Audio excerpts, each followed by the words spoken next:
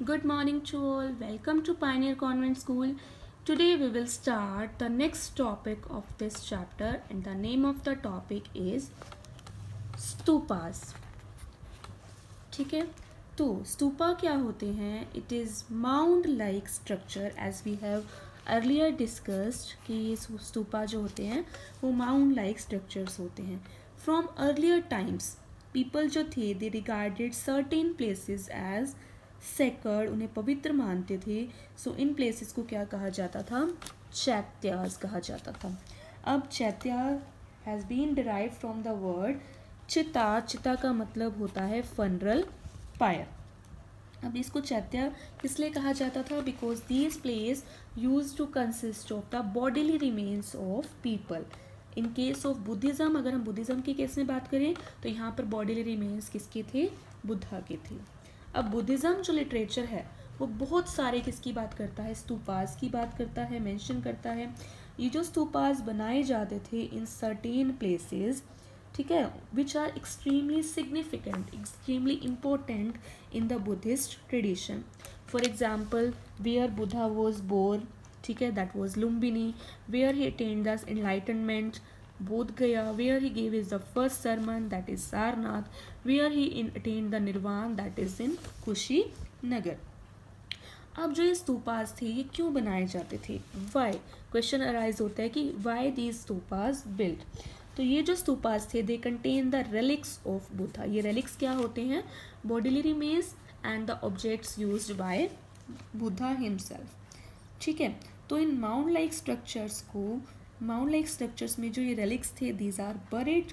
That is why they are regarded as the symbol of Buddha and Buddhism. Now there is another term that is अशोकवादन.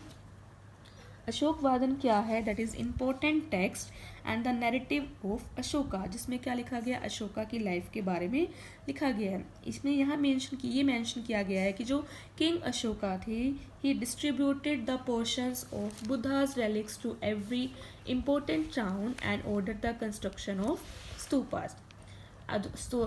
जो बुद्धा थे उन्होंने क्या किया था? अशोका थे, उन्होंने क्या किया था? जो बुद्धा के बॉडीली रिमेन्स थे उनको इम्पोर्टेंट टाउन्स में डिस्ट्रीब्यूट किया और ऑर्डर दिया कि वो क्या बनाए? कंस्ट्रक्शन की करें स्तूपास की. नाउ नेक्स्ट क्वेश्चन जो राइज होता है कि हाउ ये जो स्तूपास थे ये कैसे बिल्ड किए जाते थे? There were donations which were made by kings, guilds, monks and nuns. ठीक है, और इनके बारे में हमें कहाँ से पता चलता है? इंस्क्रिप्शंस के बारे में पता चलता है. ठीक है, पहले तो ये जो थे सारे ये क्या थे? स्तूपास थे वो कॉम्प्लेक्स थे, ठीक है, सेमी सर्कुलर थे लेकिन अब जो है इनका स्ट्रक्चर क्या हो गया? वो चेंज हो गया. अब वो इनका जो स्ट्रक्चर है वो कैसा है कि स्टार्टिंग में क्या है कि ये जो सर्कुलर ये वाले जो शेप है इसे हम क्या कहते हैं? अंडा कहते हैं. इस पोल इसके ऊपर क्या होती है? एक बालकनी होती है, दिस वन. ये बालकनी को क्या कहते हैं? हर्मिका. इस बालकनी के ऊपर एक पोल लाइक स्ट्रक्चर होता है, उस पोल लाइक स्ट्रक्चर को हम क्या कहते हैं? यष्टि. और इसके ऊपर एक छतरी होती है और उसे हम बोलते हैं छतरी, दैट मीन्स अम्ब्रेला होती है. ठीक है, इस माउंट के चारों तरफ एक क्या होती है? रेलिंग होती है. इस टाइप की रेलिंग होती है. तो ये 4 डायरेक्शन में होगी. ये ईस्ट रेलिंग होगी, ये वेस्ट हो गई, ये नॉर्थ हो गई और ये साउथ हो गई. जो हमने पहले पढ़ा था कि जो यूरोपियंस थे उन्होंने हमारे ईस्टर्न गेटवे को ले जाने की क्या की थी? कोशिश की थी. ठीक है, तो लेकिन ये रेलिंग्स हमारी स्ट्रॉन्ग थी जिसके कारण जो ये सांची स्तूप के जो ईस्टर्न गेटवे थे वो उनको नहीं ले पाए थे. ठीक है, अब ये जो रेलिंग थी ये डिपिक्ट करती है कि जो ये एक सैक्रेड प्लेस है और ये हमें वर्ड से क्या करती है? अलग करती है. कई जगहों पर तो ये रेलिंग होती है बहुत सिंपल, जैसे वुडन फेंस हो गई, लेकिन कुछ दूसरे प्लेसेस में देखें, जैसे सांची स्तूप में देखें तो ये रेलिंग्स काफ़ी एलैबोरेट होती हैं. सो यहाँ पर 4 कार्डिनल पॉइंट्स हो गए, यहाँ पर मतलब 4 डायरेक्शन है तो 4 गेटवेज हो गए, eastern, western, northern and southern. तो हमने पहले देखा ही था कि जो मैंने अभी आपको बताया ही है कि जो यूरोपियंस थे उन्होंने ईस्टर्न गेटवे को ले जाने की कोशिश की थी और जो वर्शिपर्स हैं वो हमारे ईस्टर्न गेटवे से ही क्या करते हैं? एंटर करते हैं. अभी हम सांची स्तूप के बारे में बात कर रहे थे, अब हम बात करते हैं अमरावती स्तूप के बारे में। ठीक है, तो जो ये अमरावती स्तूप था वो एक फेमस स्तूप था। सांची स्तूप के अगर हम केस में देखें तो हमने डिस्कस किया कि हमने सांची स्तूप को क्या किया, प्रिजर्व करके रखा। ठीक है, लेकिन अगर हम अमरावती के केस में बात करें तो अमरावती का जो स्तूप था that was not preserved. Amravati एक प्लेस है आंध्र प्रदेश में। अमरावती का जो स्तूप है that was one of the largest stupa ever built.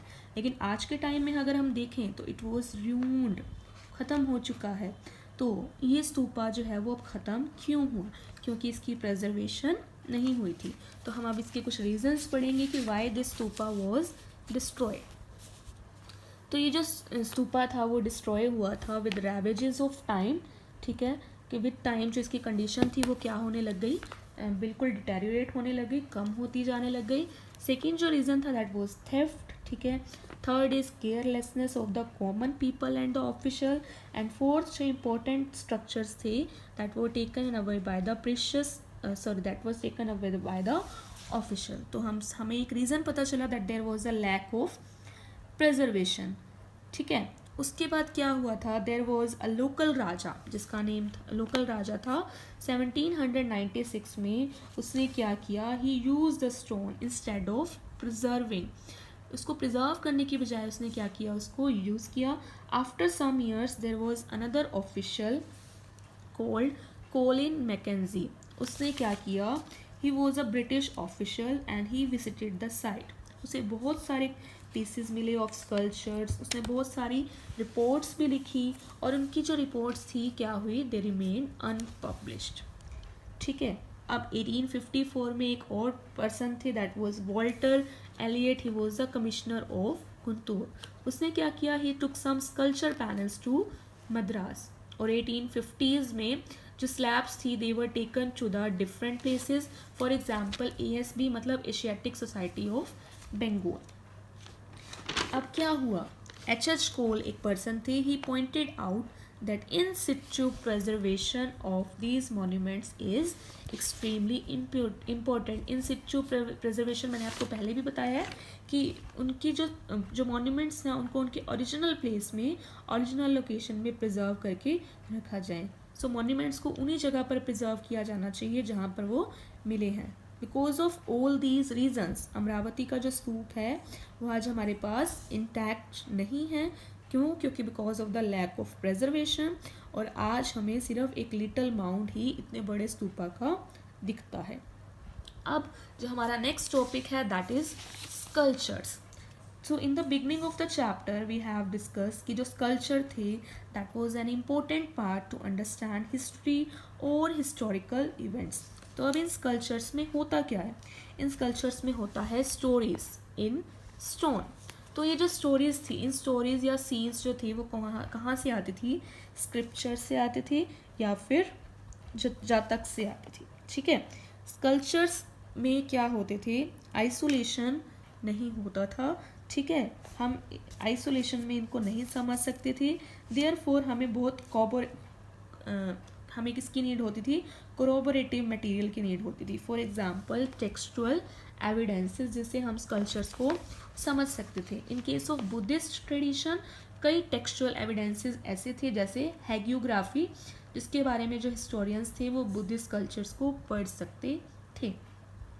अब बुद्धा को यूजुअली ह्यूमन फॉर्म में नहीं दिखाया जाता था, इनको रिप्रेजेंट करने के लिए कुछ सिंबल्स यूज़ किए जाते थे। ठीक है, फॉर एग्जाम्पल एम्प्टी सीट के लिए मेडिटेशन, एम्प्टी सीट किसको डिनोट करता था, मेडिटेशन ऑफ बुद्धा। स्तूपा किसको डिनोट करता था, महापरिनिर्वाण ऑफ बुद्धा। ठीक है, वो निर्वाण अटेन करने के लिए।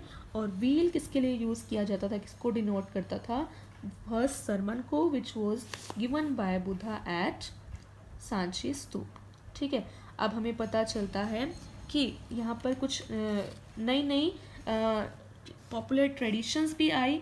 ठीक है, वो पॉपुलर ट्रेडिशंस क्या थी, फर्स्ट इज शाल भंजिका। शाल भंजिका का मतलब होता है breaking a branch from sal tree that is considered as an auspicious symbol।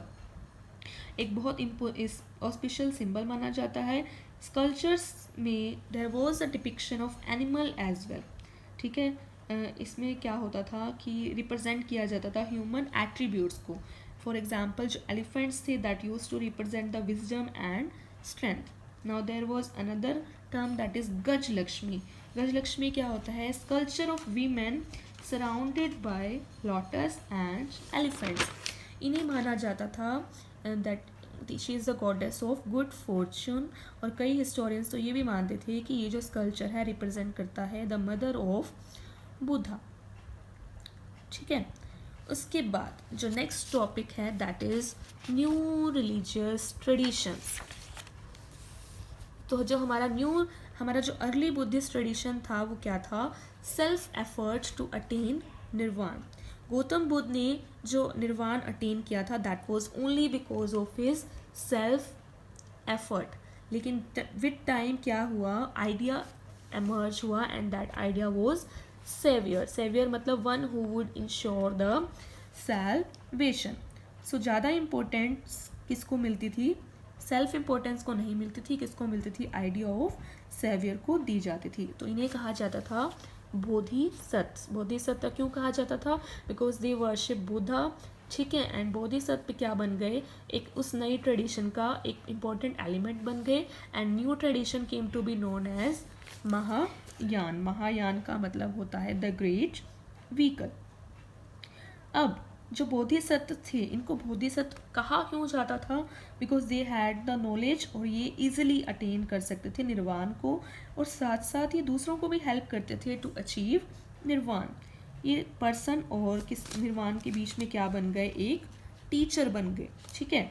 अब उसके बाद मैंने आपको बताया कि जो महायान के फॉलोअर्स थे वो दूसरे जो अर्ली बुद्धिस्ट ट्रेडिशन के जो लोग थे जो उनको फॉलो करते थे उनको क्या बोलते थे? हिनायना कहते थे, ठीक है। लेकिन जो अर्ली बुद्धिस्ट ट्रेडिशन के जो फॉलोअर्स थे वो अपने आप को हिनायना नहीं कहते थे, वो अपने आप को क्या कहते थे? थेरवादिन्स कहते थे, ठीक है। ये थेरवादिन्स क्या होते हैं? थेरवादिन्स मतलब they followed the path of old respected teachers theras, ठीक है। ये आप ओल्ड रिस्पेक्टेड टीचर्स को फॉलो करते थे। ये अपने आप को हिनायना नहीं कहते थे, ये अपने आप को क्या बोलते थे? थेरियान्स, थेरवादिन्स कहते थे, ओके। सो जो हमारा नेक्स्ट जो आइडिया ऑफ सेवियर था that was not limited to the Buddhism. बहुत सारे अलग अलग जो ट्रेडिशंस थे वहाँ पर एमर्ज हुए। अगर हम अब हिंदुज़्म के ही केस में बात करें तो यहाँ पर बहुत सारे नए नए ट्रेडिशंस जो थे वो आए। जैसे वैष्णविज़्म दैट वाज जहाँ पर जो प्रिंसिपल डिटी था वो कौन थे? लॉर्ड विष्णु। शैविज़्म जहाँ पर जो प्रिंसिपल डिटी था दैट वाज लॉर्ड शिवा। अब बहुत सारे सेवरल कल्ट्स एमर्ज हुए, ठीक है, अराउंड द वेरियस अवतार्स, ठीक है, लाइक इनकारनेशन। फॉर एग्जाम्पल जो भगवान विष्णु थे उनके 10 अवतार थे, तो हर जो अवतार को फॉलो करने वाले लोग थे they follow a particular tradition. तो डिफरेंट डिफरेंट पार्ट्स में डिफरेंट डिफरेंट अवतार पॉपुलर थे। अब ये जो डिटीज़ थी इनकी जो वर्शिप की जाती थी इनके लिए स्कल्पचर्स बनाए जाते थे। तो जो लिंगा थी that was the representative form of Lord Shiva. अब इन नए ट्रेडिशंस को समझने के लिए हमने बहुत सारे क्या देखे थे? टेक्सचुअल रेफरेंसेस देखे थे जिन्हें हम क्या कहते हैं? पुराण कहते हैं।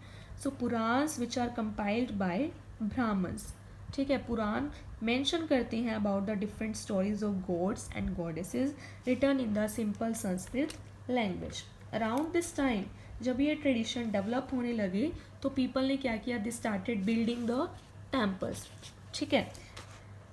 अब उसमें पहले जो थे वो क्या होते थे? पीपल जो थे वो बिल्डिंग पर्टिकुलर डिटी को क्या करते थे? फॉलो करते थे। लेकिन अब क्या होने लग गई? पहले जो अब जो लोग थे वो पर्टिकुलर डिटी को ही मानने लगे। सो वहाँ पर क्या एग्जिस्टेंस में आ गई? Ideal worship came to be in existence. अब जो अर्ली टेम्पल्स थे that was known as garbhagriha. ये गर्भगृह क्या होती थी? इनमें क्या होता था? एक स्मॉल इस टाइप से होता था गर्भगृह, ठीक है। इस टाइप से क्या होता था? एक गर्भगृह, एक स्मॉल विंडो होती थी और उसमें एक वन डोर होता था एंटर करने के लिए। धीरे धीरे क्या हुआ? देयर वाज टॉल बहुत बड़ा बड़ा क्या टॉल स्ट्रक्चर्स बने which was came to be known as shikhara, और वो जो स्मॉल श्रेणीज थे उनसे क्या थे, बड़े थे। स्मॉल श्रेणीज के ऊपर एक शिखर बन जाता था। थर्ड क्या था, देयर वर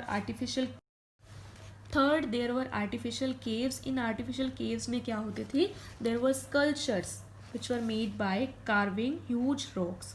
फॉर एग्जाम्पल जो किंग अशोका थे, he ordered the construction of artificial caves in 3rd century BCE।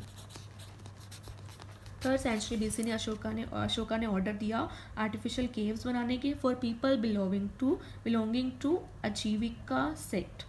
Now जो अब हमारा नेक्स्ट टॉपिक है दैट इज कि कैन वी सी एवरीथिंग, कि हम क्या पास्ट को देख सकते हैं, पास्ट के बारे में हमें क्या सब कुछ पता है। Do we have enough material to reconstruct every aspect of the past. तो हमारे पास इनफ मटेरियल नहीं है, there is a limited material which is available. ठीक है, हमारे जो भी मटेरियल हमें मिला वो यूरोपियन स्कॉलर्स भी उसको प्रॉपर तरीके से समझ नहीं पाए, they couldn't understand. There are lot of sculptures which are destroyed, lot of हमारे पास बहुत सारे जो स्कल्पचर्स थे वो डिस्ट्रॉय हो गए हैं, उसमें क्लैरिटी नहीं है। ठीक है, उसके बाद जो हिस्टोरियंस थे उन्होंने कंपैरिजन किया with sculpture of ancient Greek. जो हमारे स्कल्पचर्स थे उनकी कंपैरिजन किससे की, एंशिएंट ग्रीक से। नेक्स्ट जो हमारे पास क्या है, टेक्सचुअल ट्रेडिशंस हैं, इनसे भी हमें प्रॉपर तरीके से पास्ट के बारे में नहीं पता चला है। तो अब हमने जो और लास्ट में क्या था कि जो भी हमें चीज़ें मिली तो वहाँ पर क्या था, सबके अलग अलग ओपिनियंस थे, डिवाइडेड ओपिनियन थे, there was lack of clarity on the variety of topics. तो जो भी हमने इस चैप्टर में देखा है फॉर मेयरली दैट इज़ की glimpse of what actually existing with the past. So this was all about today. We have finished our chapter. Thanks and have a nice day.